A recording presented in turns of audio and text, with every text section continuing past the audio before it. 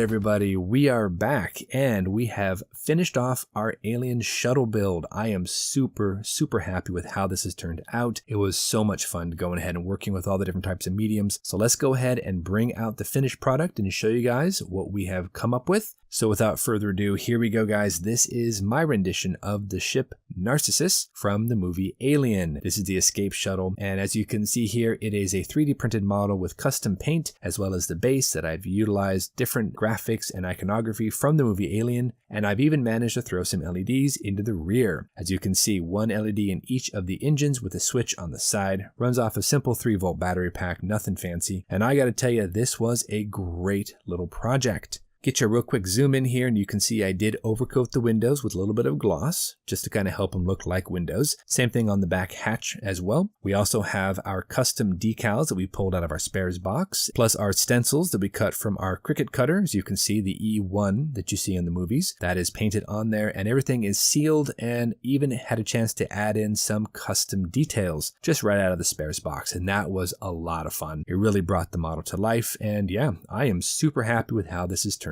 out. Again, close up on the back here, I did do a little bit of painting, and we've got our engines right there with an LED in each engine. We can flip those on and they're pretty bright, so I like how that looks. And then of course, rounding out the other side with a little bit more of our custom greeblies and of course more decals. So yeah, not too shabby. On the undersurface, we have more of the same. We have some custom greeblies that we installed there for a little bit more detail. We left it a little bit dirtier in the center as we saw in our references, and of course a little bit of weathering here and there from our AK panel liners. The ship isn't too dirty in the movie, so I kept it a little bit cleaner, but still wanted a little bit of grime, and I think I was able to capture that nicely with the AK panel liners. And for the base, I went ahead and did a lot of kind of custom Photoshop work, and I made the label Narcissus with the Weyland-Yutani wings that you see in the movie. We've got our switch on that one side there, and then the E1 on the other side. And the top section is actually one of the graphics you see from the movie, and it usually means warning or hazard, and I think that's very fitting for the Alien movie. Under the undersurface, of course, we've got our single battery pack with 2 AA batteries, we've got our single switch, and then just the wires up into the back of the ship. So nothing really fancy right there. Overall, I'd have to say this was a super fun project, and as a fan of the movie Alien, this is a 45th anniversary of Alien, and I was able to not only see the movie on the big screen, I was also able to build the Narcissus shuttle with custom base. So yeah, a really fun time on the bench. Just to kind of get you guys an idea, I actually based all the graphics here off of the sliding door that you would see that covers the Narcissus on the undersurface of the Nostromo. When Ripley goes ahead and boots up the shuttle and slides that protective covering across, it actually has all these little elements on the side of that door. So that's kind of cool. Just wanted to bring in that element from the movie, and I think I did an okay job. It's not perfect, mind you, but I like it. Now the ship itself is 3D printed, so yeah, you do see some layer lines here and there. I think if I was able to get this model in resin, it would be a little cleaner, wouldn't require so much work, but again, I did the best I could, and at 3 feet, you don't really notice it, so I'm happy with it. Narcissus is finished. We're going to be moving on next episode with something a little different, but don't you worry, we're going to come on back to the Alien franchise at some point this year, because like I said, it is the 45th anniversary of the movie Alien, and I'm kind of in the Alien mood. So until our next episode, you guys know the drill. Go out there, get yourself some bench time, have some fun, build something cool. So thanks for watching, take care of yourselves, and happy 45th anniversary of the movie Alien. Thanks so much, everybody. Take care of yourselves, and we'll see you soon.